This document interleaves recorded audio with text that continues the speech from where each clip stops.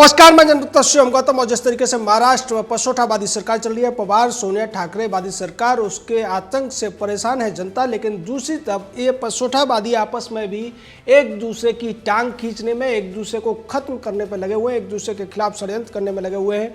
और इस कड़ी में अब जिस व्यक्ति को लेकर हम खुलासा कर रहे हैं वो है शरद पवार। शरद पवार को संजय राउत ने इस पूरे के पूरे महाविकास अघाड़ी का अगुआ बताया था और ये कहा था कि महाविकास अघाड़ी शरद पवार की ही छत्र छाया में चल रहा है। और पसोठाबाद में भी सबसे ज़्यादा जिसकी बातें मानी जाती है, जिसके नाम पर सत्ता चलती है, वो है शरद पवार। पवार सोनिया और ठाकरे पसोठाबाद में से जो है वो बहुत ज़्यादा पावरफुल है। पवार का मतलब ही पावर है इस महाविकास अघाड़ी में। लेकिन अब पवार ने जो कुछ किया उसको लेकर शिवसेना डर में आ गई है, सदमे में आ गई है, सकते में आ गई है। दरअसल शरद पवार ने एक ट्वीट किया और उसमें ये बताया कि leader of opposition in Solapur municipal corporation Mahesh Kothe ने एनसीपी ज्वाइन कर ली है।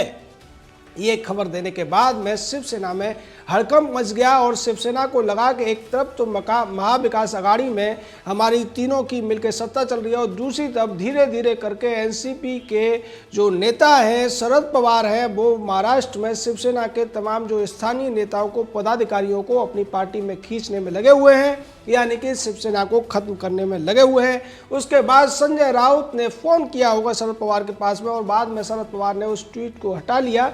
हालांकि महेश कोथे ने मुलाकात की थी शरद पवार से और शरद पवार ने यह लिखा कि वो मुझसे मिले जरूर थे लेकिन अभी पार्टी ज्वाइन नहीं की है।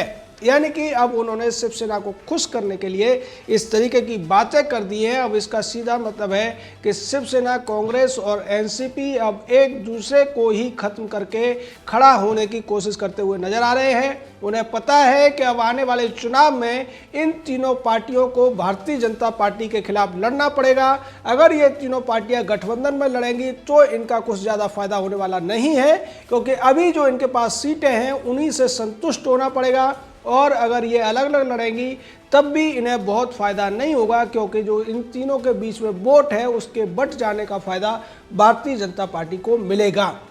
यही वजह है कि अब ये तीनों ही पार्टियां एक दूसरी पार्टी के खिलाफ साजिश करके एक पार्टी को कम से कम खत्म कर देना चाहते हैं। तीनों में से तीनों पार्टियों की कोशिश ये है कि तीन पार्टियों का जो महाविकास अघाड़ी है उसमें केवल दो ही पार्टियां बचें और एक पार्टी इतनी कमज़ोर हो जाए कि वो सीटों को लेकर बहुत ज़्यादा बार्गेनिंग न कर पाए। और इसको लेकर जिस तरीके से बीएमसी में चुनाव आने वाला है, बीएमसी में कांग्रेस की कोशिश ये है कि कांग्रेस और एनसीपी तो मिलकर चुनाव लड़ें और शिवसेना को कमजोर कर दिया जाए, जिसके बाद में फायदा एनसीपी को मिल जाए, क्योंकि शिवसेना बीएमसी में काबिज है। और इसके पीछे की वजह यह है कि भारतीय जनता पार्टी और शिवसेना का बीएमसी में बहुत सालों से गठबंधन चला आ रहा है। बीएमसी के अंदर शिवसेना के बाद में किसी की सबसे ज़्यादा सीटें हैं तो वो भारतीय जनता पार्टी है।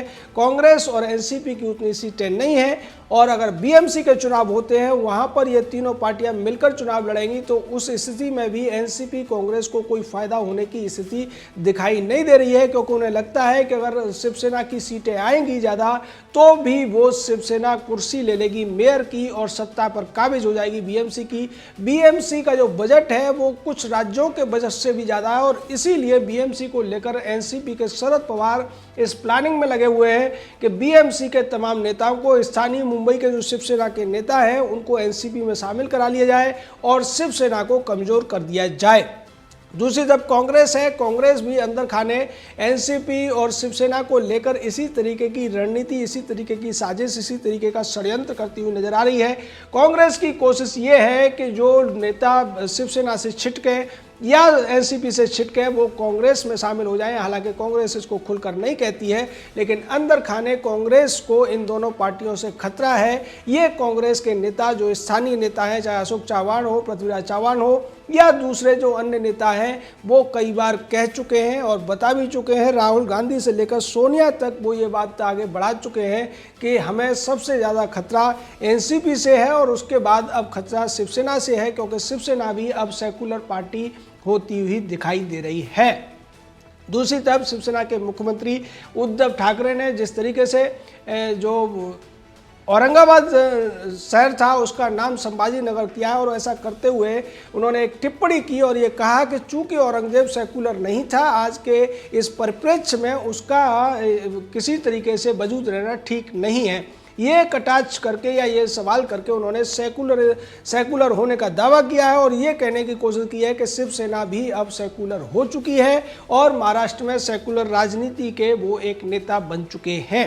ऐसा कहने से उन्होंने सीधे तौर पर कांग्रेस और एनसीपी को एक चुनौती दे दी है और ये कहा है कि उनकी जो सेकुलरवादी नीति है, जो तुष्टीकरण की नीति है, अब उसमें शिवसेना को भी हिस्सेदारी देनी पड़ेगी और ये हिस्सेदारी शिवसेना लेकर रहेगी। दूसरी तरफ संजय राउत जैसे लोग हैं जिनकी कोशिश ये थी कि शिवसेना को किसी भी तरीके से सत्ता में बैठा दिया जाए, सत्ता में बरकरार रखा जाए, चाहे शिवसेना के जो पुराने सिद्धांत हैं, चाहे बाला साहब ठाकरे की जो सोच थी उसके उलट ही जाना पड़े, लेकिन हर हालत में सत्ता अपने पास रहनी चाहिए। और इस कोशिश में संजय राउत को कुछ सफलता भी मिली शरद पवार की कृपा से। लेकिन अब जिस तरीके से शरद पवार ही शिवसेना को खत्म करने के अभियान पर चल पड़े हैं, उन्होंने अपने स्थानीय नेताओं को लगा दिया है कि किसी भी तरीके से शिवसेना के जो नेता हैं जो नाराज चल रहे पार्टी से, उन्हें शिवसेना छोड़कर एनसीपी में लाने की कोशिश की जाए। इससे पहले भी पारनेर जो अहमदनगर में पड़ता है वहाँ भी 5 पार्षद इसी तरीके से एनसीपी में शामिल हुए थे, हालांकि बाद में वो शिवसेना में लौट गए। उसको लेकर भी शिवसेना और एनसीपी के बीच में इसी तरीके की खटास आती हुई दिख रही थी। लेकिन यहाँ निश्चित तौर पर जैसा कि कहा जाता है, भारत की जो राजनीति है वो अवसरवाद ज़्यादा है। खासकर छोटे जो दल होते हैं, स्थानीय जो दल होते हैं, क्षेत्रीय जो दल होते हैं, उनका एक सूत्री कार्यक्रम होता है किसी भी तरीके से अवसर का लाभ उठाना, सत्ता पाना या फिर पैसा कमाना। और ये महाराष्ट्र की इस महाविकास आघाड़ी में स्पष्ट तौर पर देखने को मिल रहा है। जिस तरीके से सरकार बनी थी और उसके 1 महीने बाद तक जो विभागों का बंटवारा नहीं हो पाया था, उसके पीछे की वजह यही थी कि तीनों ही पार्टियां मलाईदार पद चाहती थी, ऐसे पद चाहती थी, ऐसे मंत्रालय चाहती थी जहां से वो मोटी कमाई कर सके, जहां से घोटाले करके वो मोटा पैसा कमा चुके हैं और आने वाले चुनावों के लिए अपना खजाना भर सके। और इसी वजह से 1 महीने से ज़्यादा का समय बीत गया, उसके बाद विभागों का बंटवारा हुआ और अब जब तमाम बातें सामने आती रहती है उसमें देखने को मिलता है कि तीनों पार्टियों के नेता दोनों हाथों से जनता के धन को लूटने में लगे हुए हैं, तमाम तरीके के उल्टे सीधे फैसले लेने में लगे हुए हैं। और इसकी वजह से जो परेशान है वो महाराष्ट्र की जनता है। महाराष्ट्र की जनता ये समझ नहीं पा रही है कि इस सब का मुकाबला वो करें तो करें कैसे। लेकिन दूसरी तरफ ऐसा लगता है, जैसा भारतीय जनता पार्टी कहती रही है, कि ये जो सरकार है ये 3 पहियों वाली सरकार है, 3 इंजन वाली सरकार है और तीनों का ही डायरेक्शन अलग अलग है। अगर एक ही तरफ चल रहे होते तो शायद ज़्यादा तेज़ी से भागते, लेकिन तीनों आपस में एक दूसरे को खींचतान करते हुए नजर आ रहे हैं। बात की जाए कांग्रेस की तो कांग्रेस पुरानी पार्टी है, लेकिन शरद पवार भी कभी कांग्रेसी हुआ करते थे और शरद पवार ने सोनिया के प्रधानमंत्री बनने के मुद्दे पर ही कांग्रेस छोड़कर नई पार्टी बनाई थी। उससे पहले भी वो ऐसा कर चुके थे, राजीव गांधी का विरोध करते हुए, और मुख्यमंत्री बनने के लिए भी उन्होंने कांग्रेस को एक बार छोड़ा था। दूसरी तरफ शिवसेना है। शिवसेना को बाला साहब ठाकरे ने खड़ा किया और भारतीय जनता पार्टी की मदद से शिवसेना न केवल बीएमसी की सत्ता में आई बल्कि महाराष्ट्र की सत्ता में भी आई। महाराष्ट्र में एक बार शिवसेना की तरफ से मुख्यमंत्री भी रहे मनोहर जोशी और उसके अलावा नारायण राणे भी मुख्यमंत्री रहे थे। लेकिन दूसरे बाद में जब शिवसेना को ये लगा कि उसे बड़े भाई की भूमिका निभानी चाहिए, उसने शिवसेना का नुकसान किया। शिवसेना फिर बाद में कभी भी अपने दम पर 100 से ज़्यादा सीटें नहीं जीत पाई है। उसके बावजूद शिवसेना को ये लगता है कि शिवसेना ही महाराष्ट्र की सबसे बड़ी पार्टी है, जबकि आज भी अगर विधायकों का जो सीटों का गणित देखा जाए तो उसमें भारतीय जनता पार्टी सबसे बड़ी पार्टी है, उसके बावजूद वो सत्ता से बाहर है। शिवसेना दूसरे नंबर की पार्टी है, तीसरे नंबर की एनसीपी है और चौथे नंबर की कांग्रेस है। ये जो चौथे, तीसरे और दूसरे नंबर की पार्टियां हैं, इन्होंने गठबंधन करके सत्ता प्राप्त कर ली है। लेकिन ये अच्छी तरह से जानते हैं कि अगर चुनाव होगा महाराष्ट्र के अंदर तो वहाँ पर इनको बहुत ज़्यादा सीटें वापस में मिलने वाली नहीं है, क्योंकि पिछले जो 1 साल के आंकड़े हैं, पिछले जो 1 साल के इनके कारनामे हैं, उससे महाराष्ट्र की जनता बहुत ज़्यादा त्रस्त है। और उस त्रस्त जनता से ये किस तरीके से दोबारा वोट मांग पाएंगे, किस तरीके से उनको जीत पाएंगे, ये इनको अभी समझ में नहीं आ रहा है। दूसरी तरफ एनसीपी के शरद पवार को ये लगता है कि शिवसेना का जो वोट है या तो भारतीय जनता पार्टी की तरफ जाएगा या फिर अगर वो सेकुलर बनने की कोशिश कर रहे हैं तो उस वोट को आराम से एनसीपी खींच सकती है, क्योंकि कांग्रेस सोनिया और राहुल के नेतृत्व में बहुत ज़्यादा कमज़ोर है। और यही वजह है कि शरद पवार संजय राउत के माध्यम से अपने आप को यूपीए का चेयरमैन बनाने का भी एक चाल चलते हुए नजर आ रहे हैं।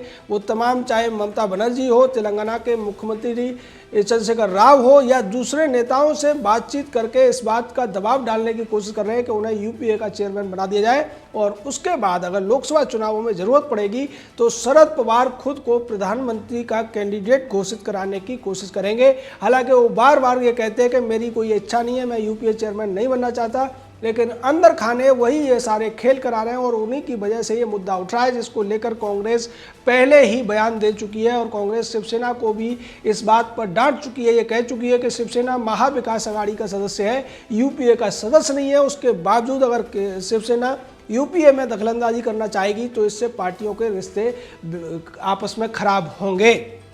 यहाँ से शरद पवार की एक और चाल हो सकती है। उन्हें यह लगता है कि अगर शिवसेना कांग्रेस के साथ उनकी सरकार गिर भी जाती है तो वो फिर भारतीय जनता पार्टी की सरकार को भी बाहर से समर्थन दे सकते हैं और इस तरीके से न केवल वो अपने दुश्मनों को साथ पाएंगे बल्कि सत्ता में भी बरकरार रह पाएंगे और आने वाले चुनावों में उन्हें इसका नुकसान भी नहीं देखना पड़ेगा, क्योंकि अगर शिवसेना की सरकार गिरती है, कांग्रेस सरकार से बाहर होती है, तब भी एनसीपी फायदे में ही रहेगी। उन्हें यह लगता है कि एनसीपी की अभी जो सीटें हैं उन सीटों को वो आने वाले चुनाव में उस हालत में भी बढ़ा सकते हैं और यही सारे जो गणित हैं, यही सारी जो चालें हैं वो शरद पवार के लिए इस बात का संकेत दे रही हैं कि वो शिवसेना के एक एक करके तमाम स्थानीय नेताओं को अपनी पार्टी में बुलाने का न्योता भी दे रहे हैं और ऊपर से ये भी दिखा रहे हैं कि वो इस तरीके से नहीं करना चाहते हैं। जो नेता असंतुष्ट होकर आ रहे हैं उन्हें ही बोले रहे।